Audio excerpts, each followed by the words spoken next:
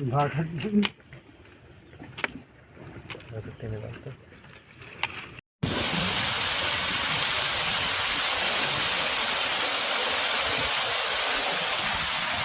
করতেছি। এই যে দেখেন, এই পোনাগুলো আমরা এখন বিক্রি করতেছি অনলাইনে, বাংলাদেশের বিভিন্ন অঞ্চলে আমরা দিচ্ছি। তো এই গলদা চিংড়ির পোনা কিন্তু আমরা রেনু থেকে এরকম সাইজ করে বাংলাদেশের বিভিন্ন অঞ্চলে আমরা সাপ্লাই করতেছি। যদি কোনো খামারি ভাই গলদা চিংড়ি চাষ করতে চান, স্ক্রিনে দেওয়া নম্বরে যোগাযোগ করে বিস্তারিত আলোচনা করে পোনাগুলো সংগ্রহ করবেন।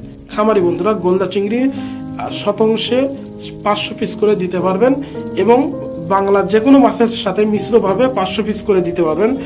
আর এই মাছের খাদ্য হচ্ছে, আমরা সচরাচর আলু, যেটা কাটা আলু অনেক কম দামে পাওয়া যায়, 5 টাকা 6 টাকা বা 10 টাকা কেজি কম দামে যে আলুগুলো পাওয়া যায়, এই আলুগুলো কিন্তু সিদ্ধ করে আমরা এই মাছের খাবার হিসাবে দিই 2 বেলা, সকাল এবং বিকাল।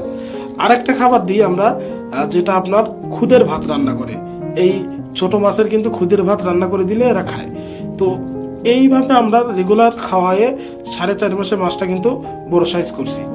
তো আপনারা যারা এই গলদা চিংড়ি চাষ করতে চান, কম খরচে এইভাবে প্রাকৃতিক খাদ্য দিয়েও গলদা চিংড়ি চাষ করতে পারবেন। আর একটা খাদ্য এদের ফিড দিয়েও চাষ করা যায়।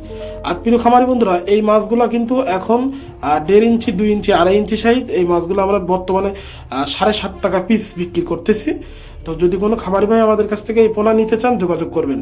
আর এখান থেকে 25 থেকে 30 দিনের ভিতরে রেনু, এই যে দেখেন ভিডিওতে যে রেনুগুলো দেখাচ্ছি, এই রেনু কিন্তু নদীতে পাওয়া যাবে।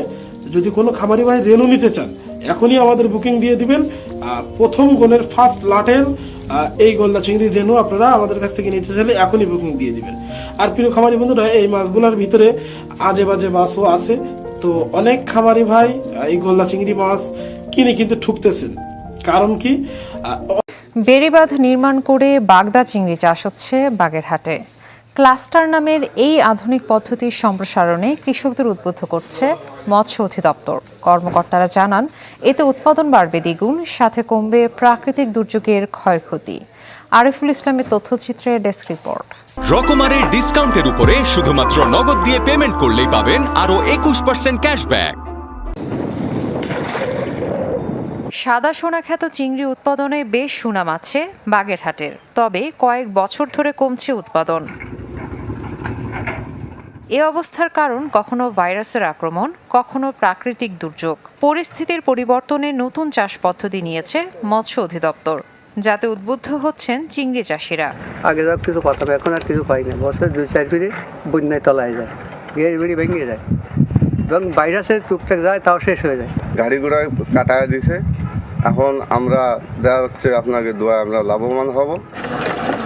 আগে 1 ফুট উঁচু ঘেরে চাষ করায় বন্যায় ভেসে যেত।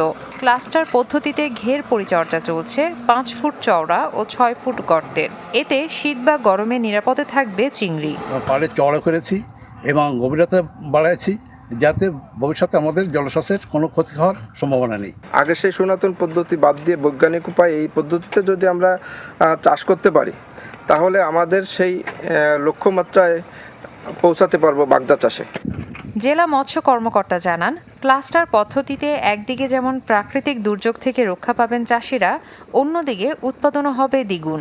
মৎস্য অধিদপ্তর ক্লাস্টার পদ্ধতি নামক এক নতুন পদ্ধতিতে চাষিদের উৎসাহিত করছে। চিংড়ির যে গরমকালে বা শীতকালে